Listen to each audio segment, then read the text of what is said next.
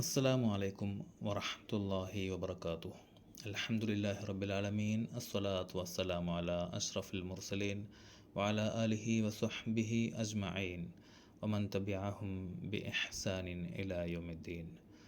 പ്രിയമുള്ള സഹോദരങ്ങളെ, അള്ളാഹുവിൻ്റെ റസൂൽ സ്വല്ലല്ലാഹു അലൈഹി വസല്ലം നമുക്ക് നൽകിയ വളരെ പ്രധാനപ്പെട്ട ഒരു മുന്നറിയിപ്പുണ്ട്.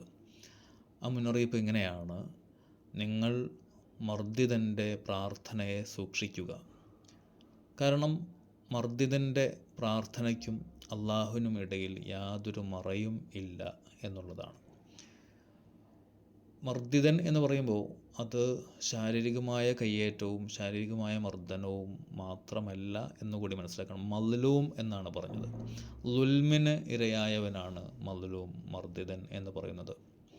ളുൽമ് എന്നുള്ളത് യഥാർത്ഥത്തിൽ അതിൽ, നീതി എന്നുള്ളതിൻ്റെ ഒരു വിപരീത പദമായിട്ടാണ് വിശുദ്ധ ഖുർആനിൽ പലയിടത്തും പ്രയോഗിച്ചിട്ടുള്ളത്.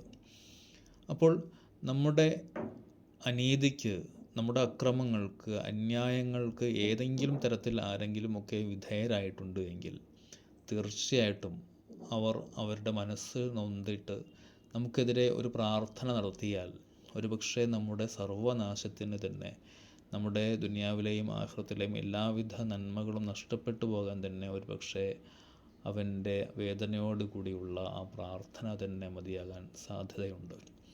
അതുകൊണ്ട് എപ്പോഴും നീതി, ന്യായം ഒക്കെ മുറുകെ പിടിക്കുന്നുണ്ട് എന്ന്, ഒരാളോടും നമ്മൾ അക്രമവും അനീതിയും അന്യായവും പ്രവർത്തിക്കുന്നില്ല എന്ന് ഉറപ്പ് വരുത്തേണ്ടുന്ന ബാധ്യത നമുക്കുണ്ട്.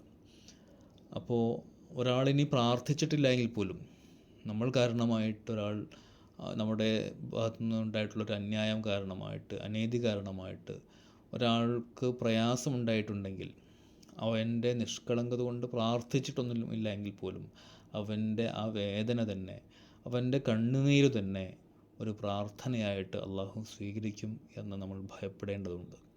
അതുകൊണ്ട് എപ്പോഴും നീതി മുറുകെ പിടിക്കുക, നീതിയുടെ വക്താവായിരിക്കുക, നീതിയുടെ കാവലാളായിരിക്കുക. അള്ളാഹു സുബ്ഹാനഹു വ തആല ജീവിതത്തിലുടനീളം നീതിയും ന്യായവും മുറുകെ പിടിക്കുവാൻ, ഒരാൾക്കു നേരെയും അനീതിയും അക്രമവും അന്യായവും പ്രവർത്തിക്കാതിരിക്കുവാൻ നമ്മളെല്ലാവരെയും കാത്തുരക്ഷിക്കുമാറാകട്ടെ.